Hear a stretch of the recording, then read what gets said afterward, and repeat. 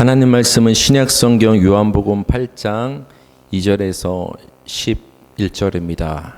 손가락으로 땅에 쓰시니 라는 제목으로 하나님 말씀 전하겠습니다.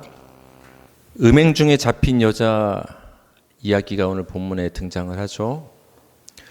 이 가늠한 여인의 이야기를 우리가 접하고 듣게 되면 먼저 드는 생각은 함부로 남에게 돌을 들어서는 안 되겠다.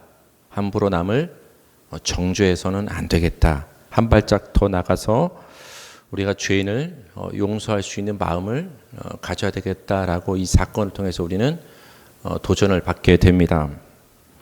그러나 저는 이 본문의 음행 중에 잡힌 여자의 이야기는 우리가 다른 사람을 어떻게 대해야 하는가에 대한 것에 핵심이 있는 것이 아니라 우리가 어떤 존재이고 그런 우리를 하나님이 우리를 어떻게 다루시는가, 즉 우리가 다른 사람을 어떻게 대해야 되는가에 초점이 있는 것이 아니라 하나님이 우리를 어떻게 다루시고 대하시는가에 대한 말씀임을 여러분께 드리려고 합니다. 우리 요한복음 8장 2절에서 6절 전반부까지 다 같이 한번 읽어볼까요? 시작. 아침에 다시 성전으로 들어오시니 백성이 다 나오는지라 앉으사 그들을 가르치시더니 서기관들과 바리새인들이 음행 중에 잡힌 여자를 끌고 와서 가운데 세우고 예수께 말하되 선생이여 이 여자가 간음하다가 현장에서 잡혔나이다. 모세는 율법에 이러한 여자를 돌로 치라 명하였거니와 선생은 어떻게 말하겠나이까? 그들이 이렇게 말하면 고발할 조건을 얻고자 하여 예수를 시험함이로라. 서기관과 바리새인들이, 율법을 잘 아는 사람들이 한 여자를 사람들과 대중 앞에 그리고 예수님 앞에 데리고 왔습니다. 바로 음행 중에 잡힌 여자인데 간음하다 현장에서 잡혀온 거예요. 그래서 정확히 기술은 안 돼 있지만 아마 거의 옷이 벗겨져 있을 수도 있고 옷을 제대로 이렇게 잘 챙기지 못한 상태로 부끄러운 상태로 아마 사람들한테 예수님 앞에 끌려온 모습일 거라는 생각을 해봅니다. 이 서기관과 바리새인들이 이렇게 질문합니다. 예수님, 모세 율법에 의하면 이렇게 간음하다 잡힌 사람이 있으면 바로 그냥 즉결 심판, 돌로 쳐 죽이라고 했습니다. 예수님, 어떻게 할까요? 질문을 예수님께 던집니다. 이들이 몰라서 질문을 했을까요? 스스로 답을 했잖아요. 모세의 율법에 의하면 돌로 치라고 하지 않았습니까? 이미 답을 알고 있는데 이것을 예수님께 지금 들이밀며 질문을 하는 것은 예수님을 올무에 빠뜨리기 위해서, 예수님을 고소할 조건을 찾기 위해서, 시험하기 위해서 이런 질문한 거예요. 이런 질문을 들었을 때 예수님은 뭐라고 말씀을 하셨을까요? 예수님은 그 율법에 대해서 어떤 답을 주시기보다는 어떤 행동으로 보여주십니다. 우리 요한복음 8장 6절 후반부에서 9절 전반부까지 다 같이 시작. 예수께서 몸을 굽히사 손가락으로 땅에 쓰시니 그들이 묻기를 마지 아니하는지라. 이에 일어나 이르시되 너희 중에 죄 없는 자가 먼저 돌로 치라 하시고 다시 몸을 굽혀 손가락으로 땅에 쓰시니 그들이 이 말씀을 듣고 양심의 가책을 느껴 어른으로 시작하여 젊은이까지 하나씩 나가고 오직 예수와 그 가운데 섰는 여자만 남았더라. 율법에 의하면 간음한 여자가 현장에서 잡히면 돌로 치라고 했는데 어떻게 했으면 좋겠습니까? 어떻게 생각하십니까? 라는 그 질문에 예수님은 말로 대답하는 대신에 몸을 굽히십니다. 그리고 손가락으로 땅에 뭔가를 이렇게 써 내려가기 시작을 합니다. 아니, 답을 달라고 요구를 했는데 예수님이 아예 입술을 꽉 다문 채 답변을 안 주시고 엉뚱하게 지금 바닥에 뭔가를 쓰기 시작하는 거예요. 답답한 서기관과 바리새인들은 예수님을 재촉했습니다. 계속 묻습니다. 아니 예수님, 우리가 질문하지 않았습니까? 왜 답변을 안 주십니까? 빨리 답변해 주십시오. 어떻게 생각하십니까? 우리가 어떻게 해야 합니까? 그들의 질문을 중단하지 않으니까 예수님께서 일어서서 뭐라고 그들을 향해서 말씀하십니까? 우리가 너무나 잘 알고 있는 구절, 너희 중에 죄 없는 자가 먼저 돌로 치라. 그러니까 율법대로 한번 행하라. 이 여자를 죽여라.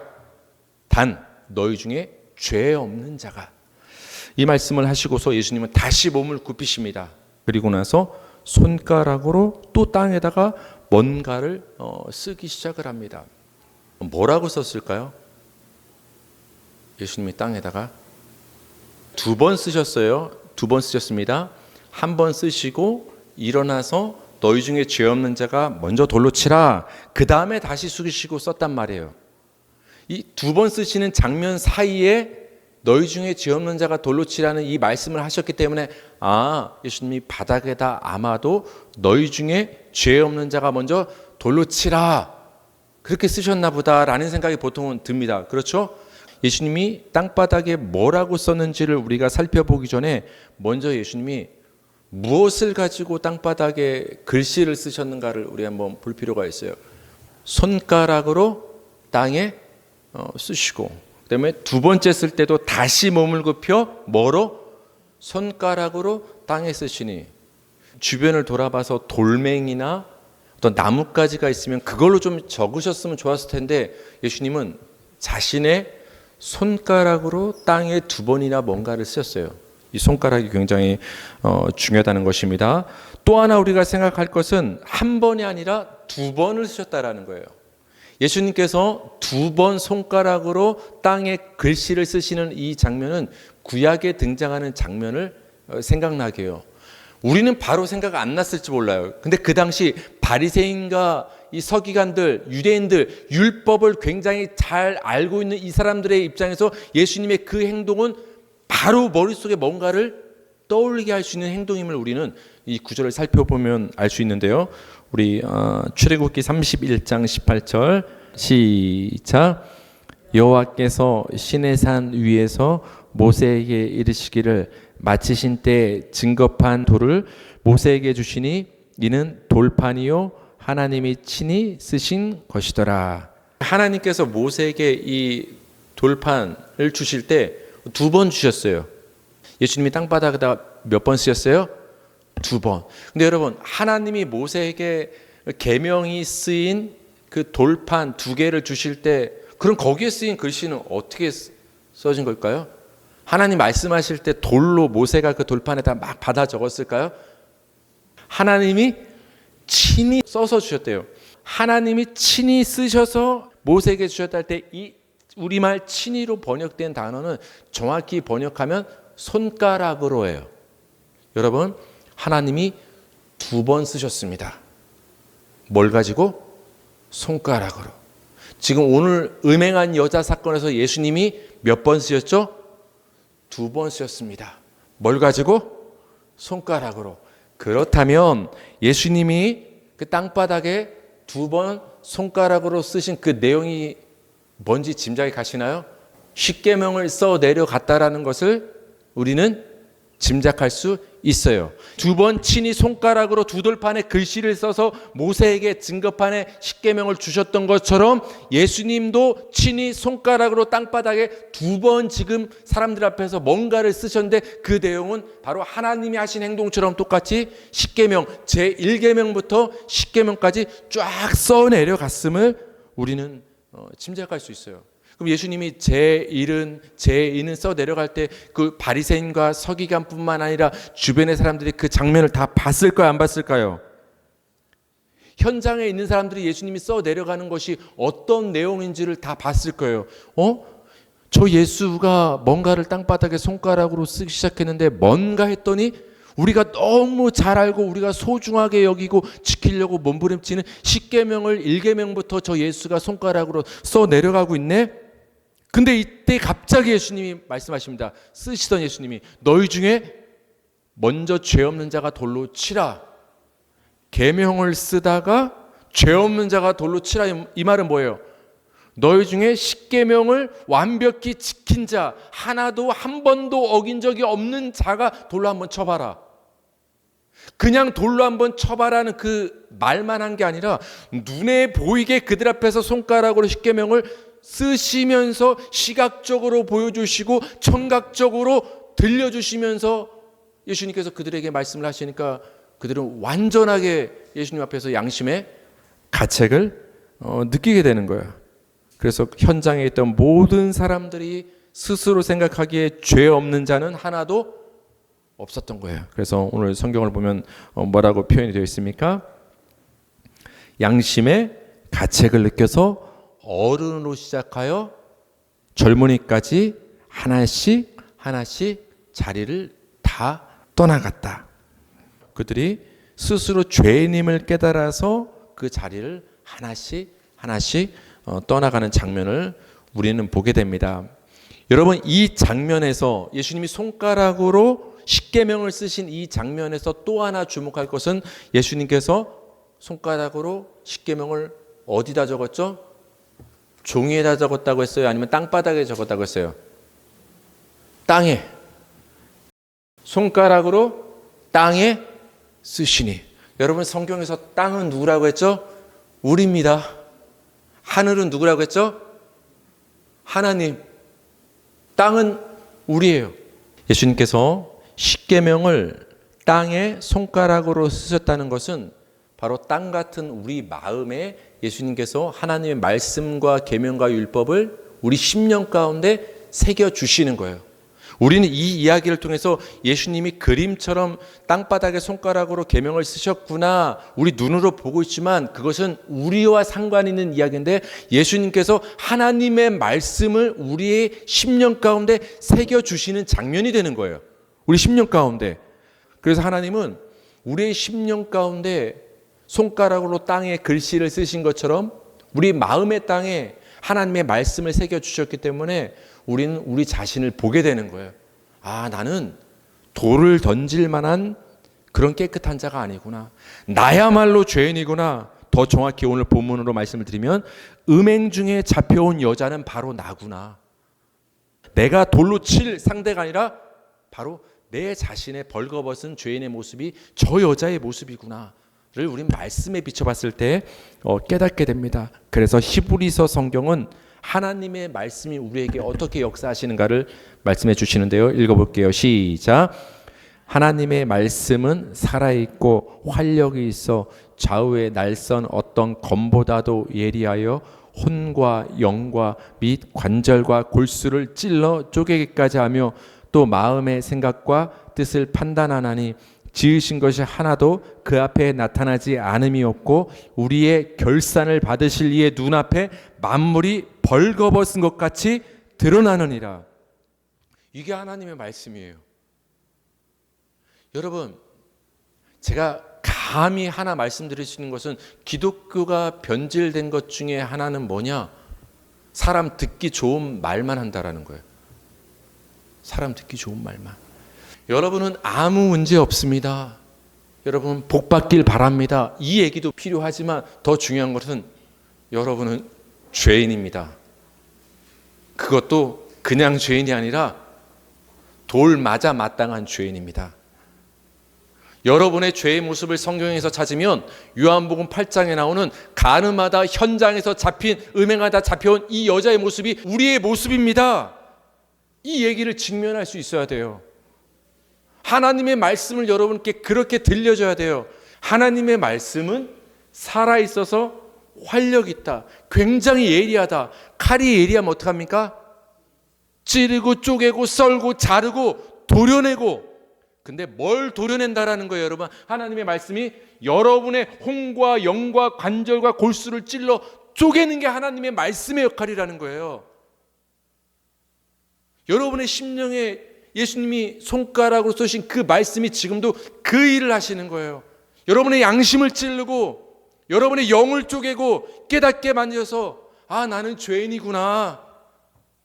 내가 남에게 돌을 던질 만한 존재가 아니구나.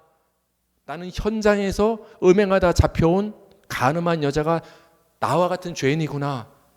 그걸 깨닫게 예수님께서는 하십니다. 그래서 13절을 보시면 뭐라고 나왔습니까? 하나님의 말씀 앞에 어떤 일이 벌어지냐? 만물이 벌거벗은 것 같이 드러나니라. 여러분 벌거벗고 다닐 수 있어요? 벌거벗은 건 죄입니다. 부끄러움이에요. 이 간음한 여자 어디서 잡혔어요? 집에서 숨어 있다 잡혔어요? 현장에서 잡혔어요? 현장에서 잡혔다라는 것은 얼마나 수치를 당하고 부끄러움을 당했을까요? 근데 여러분, 하나님의 말씀은 우리를 그렇게 드러내십니다. 여러분, 교회에 오시면 하나님의 말씀을 직면하면은 여러분, 그렇게 쥐구멍이라도 숨고 싶을 정도로 수치스럽게 때로는 여러분의 죄가 드러나야 돼요. 저는 그 역할을 해야 돼요. 하나님 말씀을 여러분에게 던져서 여러분이 깨닫고 보지 못했던 죄를 보게 만들어야 돼요. 아, 나는 벌거벗고 있는 음행한 여자가 나구나를 보게 만들어야 돼요. 그리고 여러분의 손에 들려있는 뭐를 내려놓게 만들어야 돼요? 돌멩이. 나는 보지 못하고 남에게 던지려 했던 이 정죄의 돌멩이를 내려놓게 만들고, 그 초점을 다른 사람을 보는 시선에서 누구에게로 돌리게 만들어요? 나를 보게 만들어야 되는 거예요. 그 일을 하나님의 말씀이 우리 안에서 지금도 역사하고 있다라는 거예요. 우리 마지막으로 요한복음 8장 9절에서 11절 시작. 그들이 이 말씀을 듣고 양심의 가책을 느껴 어른으로 시작하여 젊은이까지 하나씩 하나씩 나가고 오직 예수와 그 가운데 섰는 여자만 남았더라.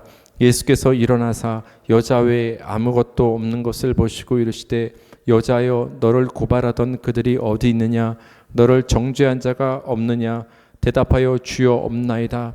예수께서 이르시되 나도 너를 정죄하지 아니하노니 가서 다시는 죄를 범하지 말라 하시니라. 예수님이 바닥에다 손가락으로 계명을 쫙 써나가시고 또 그들이 들리게끔 그들의 귓가에다가 너희 중에 죄 없는 자가 먼저 돌로 치라는 말씀을 하시니까 양심의 가책을 받은 사람들이 하나씩 하나씩 다 그 자리를 떠나갑니다. 다 떠나갔어요. 둘만 남았습니다. 둘만. 오직 예수와 그 가운데 섰는 여자만 남았더라. 예수와 여자만 단둘이 남게 된 거예요. 그래서 예수님께서 여자에게 이렇게 말합니다. 너를 고발하고 돌을 던지려 했던 사람들이 다 어디 있느냐 한번 둘러봐라. 다 어디 갔다는 거예요? 다 자리를 뜬 거죠. 이제 지금 너를 정죄하는 자들이 있느냐 둘러보니까 아무도 없는 거예요. 나도 너를 정죄하지 않겠다. 예수님께서 이렇게 말씀을 해줍니다. 여러분, 이렇게 하나님의 말씀은 우리 가운데 어떻게 역사를 하시냐면은 나를 향한 정죄를 걷어가십니다, 여러분. 하나님의 말씀이 당장 내 안에 떨어질 때는 쓰리고 부끄럽고 수치스럽고 듣기 싫을 때도 있지만, 그런 것 같지만 결국은 나를 향한 정죄의 시선을 완전히 걷어가는 게 하나님의 말씀의 결말이에요. 여러분을 향한 정죄가 많다면 여러분, 우리는 살 수가 없습니다. 정죄의 결말은 심판이고 죽음이거든요. 근데 모든 사람이 다 여인의 곁을 떠나갔다라는 것은 이제 여인을 향한 정죄는 이제 사라졌다는 거예요. 그게 하나님의 말씀이 우리 가운데 하시는 유익인 거예요. 여러분, 여러분을 향한 정죄는 더 이상 없는 줄 믿으시기 바랍니다. 그래서 로마서 8장 1절에서는 이렇게 말하는 거예요. 그러므로 이제 그리스도 예수 안에 있는 자에게는 결코 정죄함이 있다 없다? 없다. 예수 안에 있는 자에게는 결코 정죄함이 없다라는 거예요. 다 떠나가는 거예요. 누구만 남는 거예요? 예수와 나만 1대1로 대면해서 남게 되는 거예요. 뭘로 말미암아? 말씀으로. 그래서 저는 여러분께 오늘 결론으로 이걸 말씀드리고 싶은 거예요. 여러분, 하나님이 말씀이 내 마음 가운데 던져지고 들려지고 심겨지면 결국은 예수와 나만 남는 거예요. 예수와 여러분만 남는 거예요. 우리 신앙생활 하면서 신앙을 떠나서도 사회생활 할 때 얼마나 사람들 눈치 많이 봐요. 눈치 보면 스트레스 받아요. 정말 힘들어요. 왜 우리 엄마는 저에게 이런 성격을 타고나게 하셔가지고 이게 밤까지 이어져요. 자기 전에 막 생각해요. 오늘 그 사람이 어떻게 생각했을까? 어떻게 말했을까? 왜 그렇게 말했을까? 막. 지금은 제가 많이 이제 극복을 했습니다. 왜 극복을 했느냐? 하나님의 말씀이 내게 던져지면 내 곁을 다 떠나가는 거예요.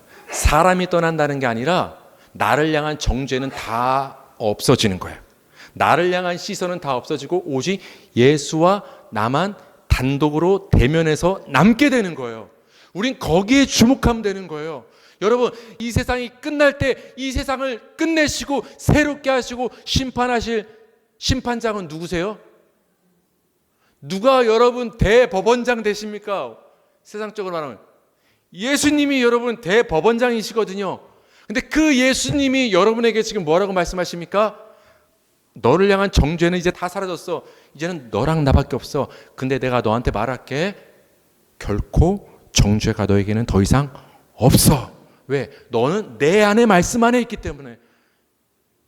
예수님이 대재판장 되시는 예수님이 우리에게 이렇게 말씀해 주시는 거예요. 여러분, 거기에 초점을 맞추면 사람들이 나에게 돌을 집어 던지고 어떤 시선을 거기에 여러분 초점 맞추고 전전긍긍할 필요가 없습니다.